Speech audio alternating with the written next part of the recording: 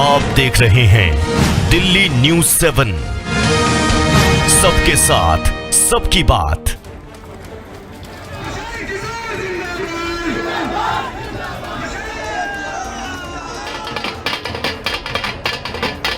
भाजपा के 30 साल के गढ़ को पूरी तरीके से ध्वस्त किया। प्रशांत किशोर की दहाड़ से नितिन नवीन का किला ढह गया है। बिहार की बांकीपुर विधानसभा सीट पर हुए उपचुनाव में प्रशांत कुमार ने बीजेपी के नीरज कुमार को हराकर नया इतिहास रच दिया है। बीजेपी के गढ़ माने जाने वाले बांकीपुर को जीतकर प्रशांत किशोर ने कमाल कर दिया है। जहां हार से बीजेपी में कड़ी निराशा है, वहीं आरजेडी की रेखा कुमारी की तो जमानत तक जब्त हो गई है। पहले ही चुनाव में प्रशांत किशोर ने छक्का मारकर जीत का आगाज किया है। इस वक्त जन सुराज पार्टी के नेताओं की खुशी 7वें आसमान पर है। बांकीपुर जीतने के बाद प्रशांत किशोर का जोश हाई है। प्रशांत किशोर बिहार के मुख्यमंत्री सम्राट चौधरी पर निशाना साध रहे हैं और बीजेपी से क्या अपील कर रहे हैं, सुनिए। भाजपा के केंद्रीय नेतृत्व को ये सोचना चाहिए, विचार करना चाहिए और बिहार के हित में, बिहार के बच्चों के हित में, बिहार में एक अच्छे व्यक्ति को, चरित्रवान और काबिल व्यक्ति को बिहार की कमान सौंपनी चाहिए।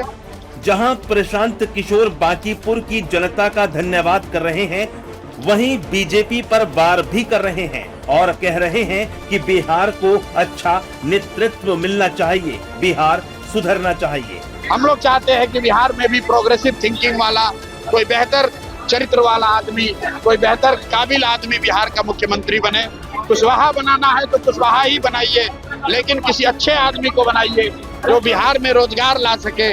वहीं बिहार के मुख्यमंत्री सम्राट चौधरी ने प्रशांत किशोर को जीत की बधाई दी है। सम्राट चौधरी ने एक्स पर लिखा, लोकतंत्र के महापर्व में बांकीपुर विधानसभा उपचुनाव में जनता ने जन सुराज को चुना है। मैं जनता के इस निर्णय का सम्मान करते हुए प्रशांत किशोर को उनकी जीत पर हार्दिक बधाई देता हूं। वैसे प्रशांत किशोर की जीत बीजेपी से ज्यादा तेजस्वी यादव के लिए झटका है। वहीं आरजेडी की मीसा भारती का कहना है कि जनता को पहले से पता था कि प्रशांत किशोर ही बीजेपी के असली प्रत्याशी हैं।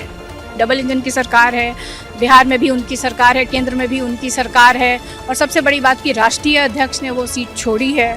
तो मुझे लगता है कि बीजेपी को एक संदेश है देश की जनता के तरफ से और खास तौर पे बिहार से कि अब आपके दिन अब शुरू हो गए हैं।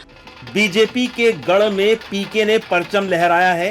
बीजेपी पर निशाना साधते हुए अखिलेश यादव ने एक्स पर लिखा, भगवान को नचाने का अहंकार रखने वालों को भगवान ने ही नचा दिया। अपने को भगवान से ऊपर समझने वालों को भगवान ने चलती गाड़ी से नीचे उतार दिया है और साथ ही उनके घमंड का बुखार भी। अब तो बीजेपी वाले भी अपने ही किसी का इस्तीफा मांगेंगे, क्योंकि जो अपनी ही विधानसभा हार गए, उनके भरोसे नाव कैसे पार होगी। दरअसल ये हार उनकी है जिन्होंने उनको चुना था, या कहें संगठन पर अपनी मर्जी की तरह थोपा था। अब तो कोई ये भी नहीं कह सकता कि बीजेपी में इस्तीफे नहीं होते हैं।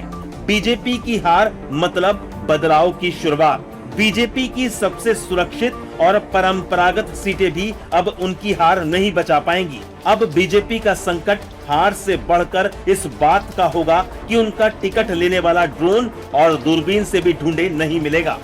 बांकीपुर में बीजेपी की हार से कई विपक्षी दल गदगद हैं। वैसे एक बात साफ है कि बीजेपी अपनी सबसे प्रतिष्ठित सीट नहीं बचा सकी है। कुल मिलाकर कहें तो बिहार में एक सीट के नतीजे ने बड़ा संदेश दिया है।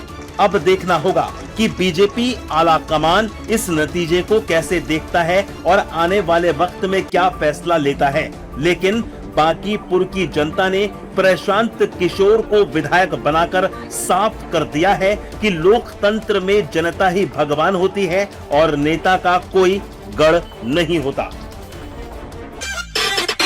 अधिक खबरों के लिए दिल्ली न्यूज़ 7 को सब्सक्राइब करें और बेल आइकन को प्रेस करना ना भूलें।